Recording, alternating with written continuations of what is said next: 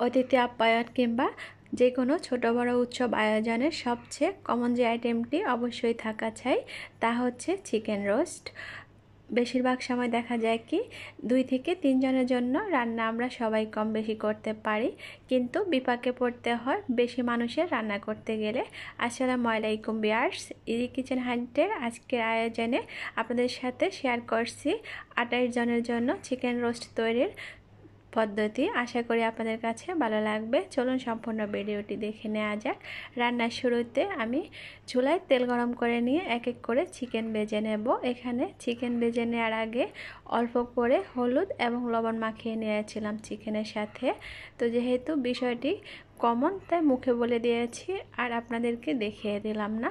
Chicken আমি এক এক করে গোল্ডেন ব্রাউন করে ভেজে নেব। ভাজাভুজির কাজটাও দেখিয়ে দেব না, সম্পূর্ণ ভাজা হয়ে গেলে একবার দেখিয়ে দিচ্ছি চিকেনগুলো আমি কেমন কালার করে ভেজে তুলে নিয়েছি। চিকেনের টুকরোগুলো এমন লালচে বর্ণের করে তেল থেকে ভেজে তুলে নিচ্ছি। একটি বিষয় কি, এইভাবে চিকেনের টুকরোগুলো লালচে বর্ণের করে ভেজে নিলে হয় কি রান্নার পর পরিবেশনের সময় কালারটা বেশ ভালোই লাগে। আরেকটি বিষয়, আমি এখানে মোট টোটাল চিকেন নিয়েছি 60টি, অর্থাৎ 28 টুকরো চিকেনের রোস্ট তৈরি করছি। তার জন্য কোন মশলা কতটুকু যাবে সে পরিমাপটা বলছি। আমি এখানে মোট টোটাল 1.5 কাপ পরিমাণ রান্নার সয়াবিন তেলে চিকেন ভেজে নিয়ে তারপর একই তেলে অ্যাড করে নিয়েছি পেঁয়াজ কুচি। এখানে পেঁয়াজ কুচির পরিমাণ ছিল মেজারমেন্ট কাপের 3 কাপ পরিমাণ। 3 কাপ পেঁয়াজ কুচি এমন বেরেস্তা করে নিয়ে প্রথমে বেরেস্তার সাথে অ্যাড করে নিয়েছি অল্প কিছু পরিমাণে পানি, যাতে করে বেরেস্তা পুড়ে না যায় সেজন্য। এখন এক এক করে বাকি মশলা অ্যাড করে নেব। সবার প্রথমে অ্যাড করে নিচ্ছি জয়ত্রী বাটা। যেহেতু জয়ত্রী অনেক বেশি স্ট্রং ফ্লেভারের একটা মশলা, তাই পরিমাণে একটু কমই লাগে। এখানে 2 চা চামচ পরিমাণ ছিল। দিয়ে দিয়েছি জয়ফল বাটা। এখানে বড় সাইজের একটি জয়ফল বেটে তবে অ্যাড করে নিয়েছি। জয়ফলও পরিমাণে একটু কমই লাগে। একই সাথে দিয়ে দিয়েছি পোস্তদানা বাটা। এখানে পোস্তদানা বাটার পরিমাণ ছিল 5 থেকে 6 চা চামচ পরিমাণ। আমি আবারও বলছি, এখানে 28 টুকরো চিকেনের রোস্ট তৈরি করতে কোন মশলা কতটুকু যাবে সে পরিমাপটা বলছি। দিয়ে দিচ্ছি রসুন বাটা। এখানে রসুন বাটার পরিমাণ ছিল প্রায় 1/4 কাপের মতো। আর দিয়ে দিয়েছি জিরা বাটা। জিরা বাটার পরিমাপটা কমই ছিল। আমি এখানে প্রায় 3 থেকে 3.5 চা চামচ পরিমাণ জিরা বাটা অ্যাড করেছি। যেহেতু অনেকগুলো মশলাই যাবে সেজন্য কমই দিয়েছি জিরা বাটা। এবং অ্যাড করে নিয়েছি আদা বাটা। আদা বাটার পরিমাণও ছিল 3 থেকে 3.5 টেবিল চামচের মতো। এবং আধা কাপ পরিমাণ পেঁয়াজ বাটা অ্যাড করে নিয়েছি। সবশেষ অ্যাড করে নিয়েছি কাজু বাদাম এবং কাঠবাদাম বাটা 1 কাপ পরিমাণ। এখানে দিয়েছি 3 চা চামচ পরিমাণ ধনিয়া গুঁড়ো। দিয়ে দিচ্ছি আধা চা চামচ পরিমাণ মরিচ গুঁড়ো। মরিচ গুঁড়োর পরিমাণ খুবই সামান্য ছিল, শুধু কালারটা একটু দেখতে ভালো লাগার জন্য। একই সাথে অ্যাড করে নিয়েছি স্বাদ মতো লবণ।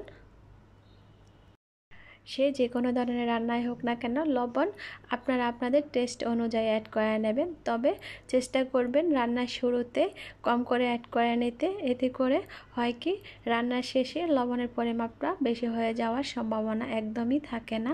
কথা বলতে বলতে অ্যাড করে নিয়েছি 2টো তেজপাতা মাঝখান থেকে ভেঙে নিয়ে। একই সাথে অ্যাড করে নিয়েছি 1 চা চামচ পরিমাণ শাহি গরম মশলা গুঁড়ো।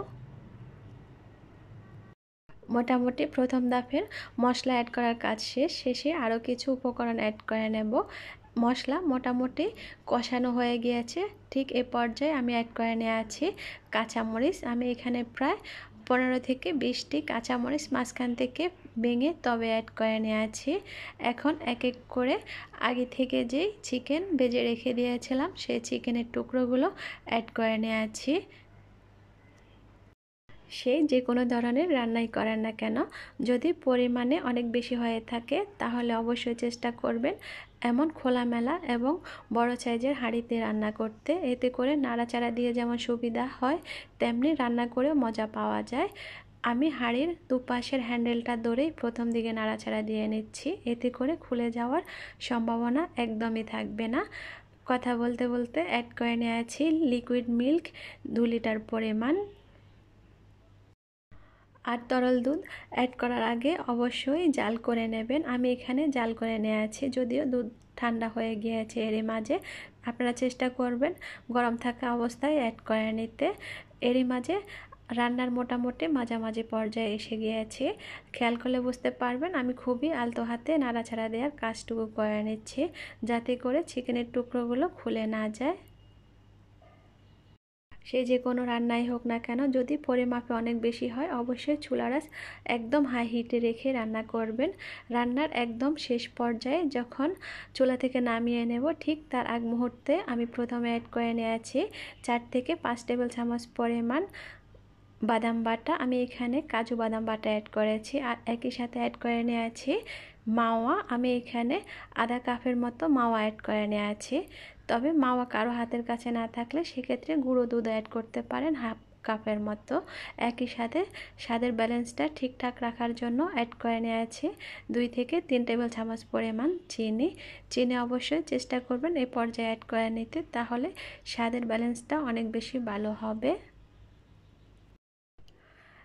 চিনি অ্যাড করার পর আনুমানিক 2 থেকে 3 মিনিটের মতো রান্না করে নিয়েছি, যাতে করে সবগুলো চিকেনের টুকরোর মাঝে চিনির স্বাদটা ভালোভাবে যায়। আরেকটি বিষয় হচ্ছে চুলায় থাকা অবস্থায় যে কোনো রান্নার কালার খুব ভালোভাবে বোঝা যায় না, যদিও কালারটা একটু ফ্যাকাশে ফ্যাকাশে বোঝা যায়। তারপরও আমি আপনাদেরকে চুলা থেকে নামানোর পর একবার কালারটা বোঝানোর জন্য কাছ থেকে দেখিয়ে দেব।